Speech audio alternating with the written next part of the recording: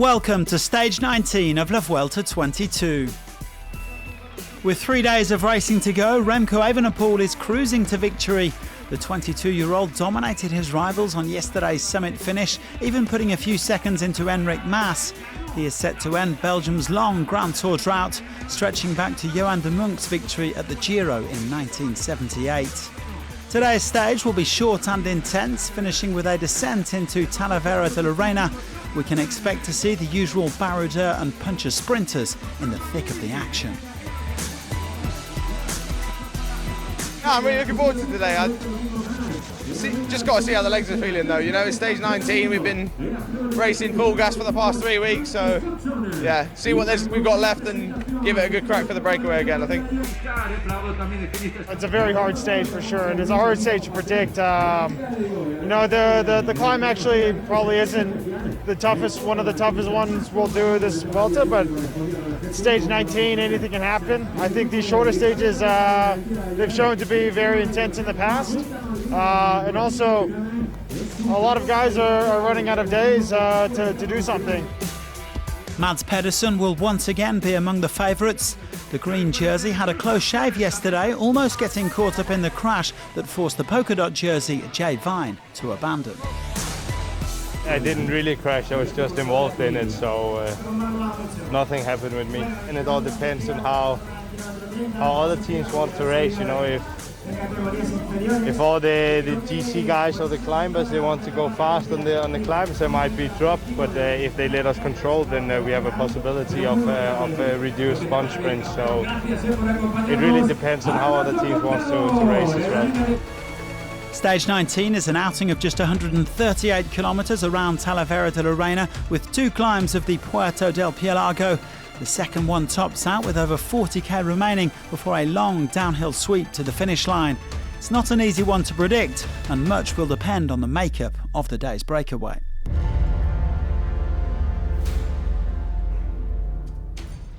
Well, unlike yesterday when over 40 riders went up the road, only 3 men got into today's breakaway.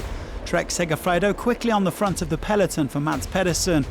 Leading the way then, Jonathan Caicedo from EF Education Easy Post, Brandon McNulty from UAE Team Emirates, and Ander Okamika from Burgos BH.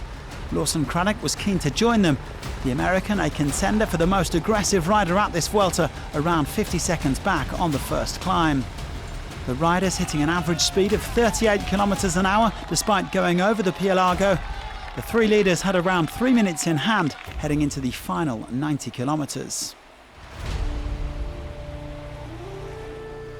Well, Craddock eventually gave up the chase and sat up, but with Trek Segafredo still driving a hard pace, it wasn't looking good for the breakaway. Okamika, another man who could be voted the race's most aggressive rider, the Spaniard in his 5th breakaway of this Vuelta, and his legs are clearly feeling good. He was also on the attack for over 170 kilometres just 2 days ago. Heading towards the intermediate sprint, the peloton was all strung out as they continued to close the gap on the long, straight roads of the Toledo region. It was only a matter of time before the breakaway was brought back, with several other teams joining Trek Segafredo at the front of the pack. The 3 leaders were finally caught a few kilometres into the final climb, with Bahrain victorious now setting the tempo. Would any of the GC favourites try to shake things up, or would it just be a question of which fast men could survive this climb? In the end, there were no big attacks. Bahrain victorious, continuing to set the tempo for Fred Wright and looking to drop some of the other sprinters. Pedersen and Mike Turnison were still there at the summit though, as a slightly reduced peloton swept into the descents. The road flattening out again on the approach to Talavera de la Reina, with around 50 riders still in this bunch. The speed hitting more than 70 kilometres an hour as Trek Segafredo led them into the finish with Kenny Elissonde on the fronts. A couple of other teams moving up in the final kilometres, notably the Ineos Grenadiers and Jumbo-Visma. Pedersen though was kept in a perfect position, and if anyone wanted to catch him out, they would have to go from distance. This is a big move by the Australian. Miles Scottson has jumped away from the front of the peloton. 3 hours and 18 minutes as Scottson tries. Fred Wright licks his lips on the wheel of Pedersen. Scottson still has it. The former Australian champion flat out with just a few metres, but Pedersen looking over. Pedersen now kicks. The green jersey looking for the hat-trick. Wright is on the wheel. So is Stannard up there as well. Pedersen, Wright, Fred Wright, Mats Pedersen, hat-trick for Trek Segafredo. The green jersey wins again.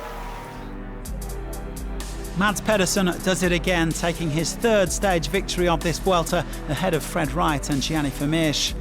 The Dane celebrating his 9th win of the season and his 4th at a Grand Tour, which is more than any other rider in the professional peloton.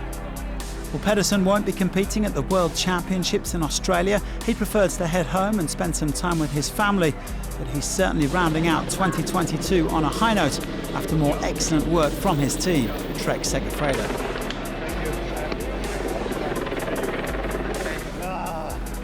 Everyone on this team was just so impressive today, so I'm really thankful for the boys today. It's definitely a win for them. Like, without them today, no chance I could have sprinted here and then. So wow, 3 wins is way more than we came here for, so that's of course super nice. And yeah, tomorrow we just have to finish the day and then we will see in Madrid how it goes. But no matter what, I think we can be happy with these 3 weeks in Spain.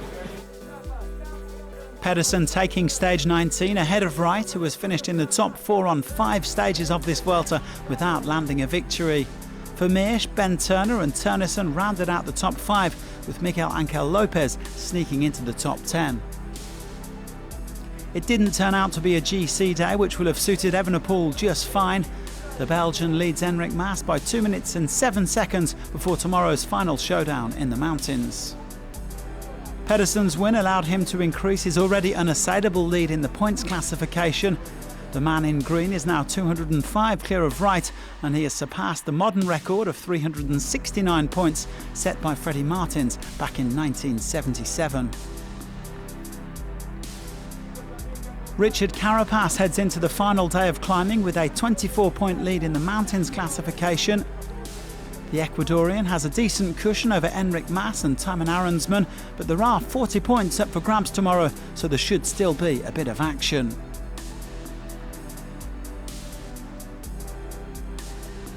Evenepoel is heading for a comfortable victory in the youth classification, where João Almeida could still end up on the podium.